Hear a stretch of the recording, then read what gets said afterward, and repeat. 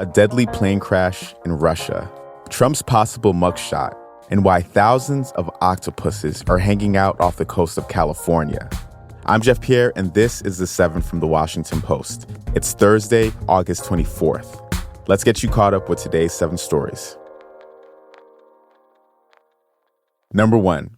Yevgeniy Prigozhin was listed as a passenger in a plane crash that killed 10 people. Prigozhin is the leader of the Wagner mercenary group. He led a short-lived mutiny against the Kremlin in June. It was an unprecedented challenge to President Vladimir Putin. Russian authorities said yesterday that a private jet crashed northwest of Moscow, killing everyone on board, and that Prigozhin was on the flight list. But we don't know yet for sure whether Prigozhin was on the plane or died.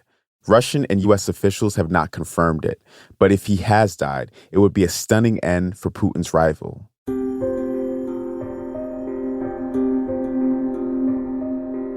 Number 2. Donald Trump plans to surrender today in the Georgia election case. The former president is set to turn himself in at a notorious Atlanta jail. He may pose for a mugshot that could be made public. Yesterday, former New York City Mayor Rudy Giuliani surrendered to authorities.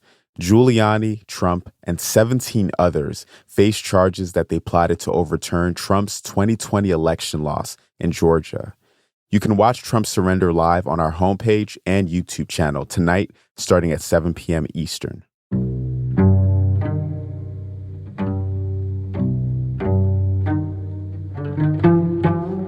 Number 3. Republicans largely avoided criticizing Trump at the first presidential debate last night.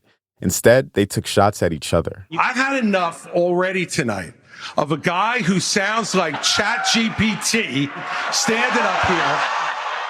That was former New Jersey Governor Chris Christie talking about Vivek Ramaswamy. He's a first-time millennial candidate who's been rising in the polls. He was a target throughout the night. The 8 candidates also disagreed over Russia's invasion of Ukraine and abortion policy.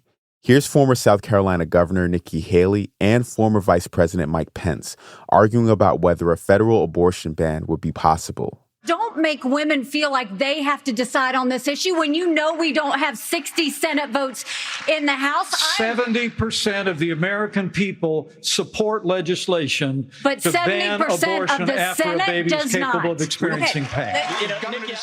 Former President Trump wasn't at the debate. He skipped it and posted an interview with former Fox News host Tucker Carlson instead. But he was still a topic of conversation. All but one candidate, Asa Hutchinson, said that they would support Trump if he won the nomination, even if he was convicted of a crime.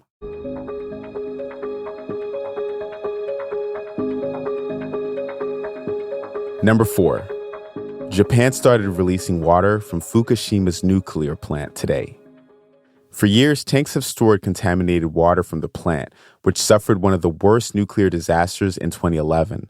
But now they're running out of space to store the water, so it'll be filtered, diluted, and released into the Pacific Ocean over the next 3 decades. There's disagreement about whether the plant is safe. Japan's government and some scientists say it is, but neighboring countries, environmental groups, and Japan's fishing industry have raised concerns.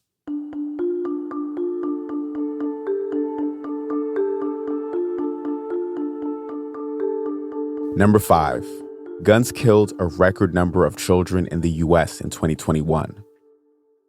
A new analysis of CDC data shows that at least 4,752 children died from a firearm injury in 2021.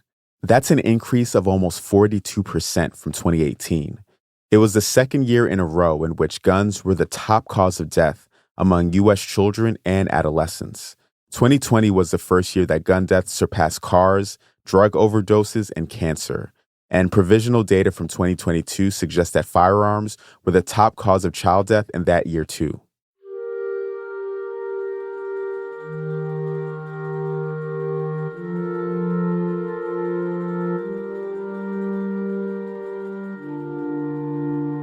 Number 6. Brain implants helped a voiceless woman speak. Researchers monitored the woman's neural activity with tiny devices implanted in her brain. They trained an algorithm to recognize her attempts to speak. Then they decoded what she wanted to say at a rate of 62 words a minute. That's more than 3 times as fast as the previous record, and it's beginning to approach the speed of natural conversation.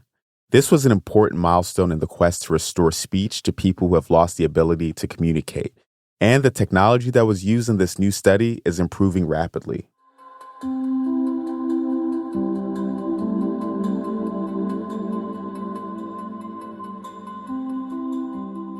And at number 7, scientists uncovered the secret of a deep-sea octopus garden. For years, scientists have been puzzled by a strange sight. 2 miles below the surface of the ocean, off the coast of California, thousands of octopuses were gathering on rocks, but scientists didn't know why. A new study found the answer. They're mating and nesting. Heat from thermal springs in the area speeds up the rate of an embryo's development. That increases the chances that octopus hatchlings will survive the cold depths of the sea. The findings could help researchers better understand how cold-blooded animals adapt in a variety of environments, like an octopus's garden in the shade. Sorry, we can't play the Beatles song here, so just sing it in your head.